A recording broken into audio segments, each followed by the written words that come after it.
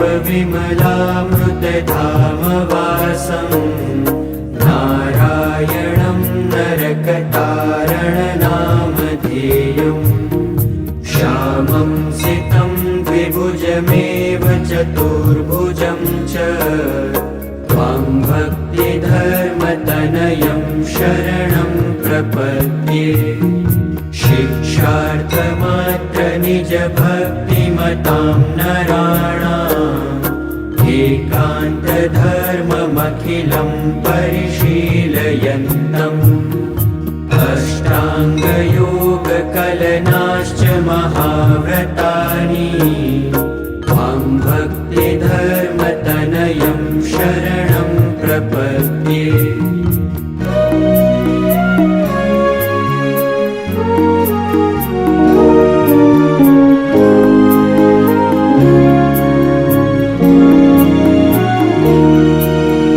श्वासेन साकमनुलोमविलोमवृत्त्या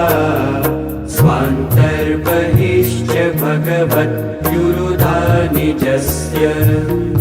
पूरे गतागतजलाम्बुधिनोपमेयम् त्वां भक्तिधर्मतनयं शरणं प्रपद्ये बाह्यान्तरिन्द्रियगणश्वसनाधिदैव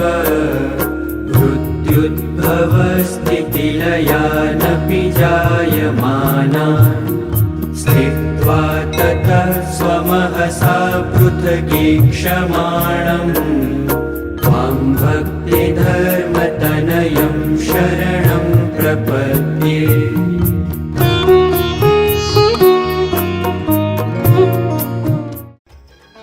તો ચાલો આપણે સૌ સાથે મળી ઉજવીએ રજત જયંતિ મહોત્સવ. વહાલા દર્શકો, તમને અમારો આ વિડિયો પસંદ આવ્યો હોય તો જલ્દી લાઈક કરો અને શેર કરો અને આવા જ નવા વિડિયો મેળવવા માટે અમારી ચેનલને સબસ્ક્રાઇબ કરી શેર કરી બેલ આઇકન પર ક્લિક કરવાનું ના ભૂલતા.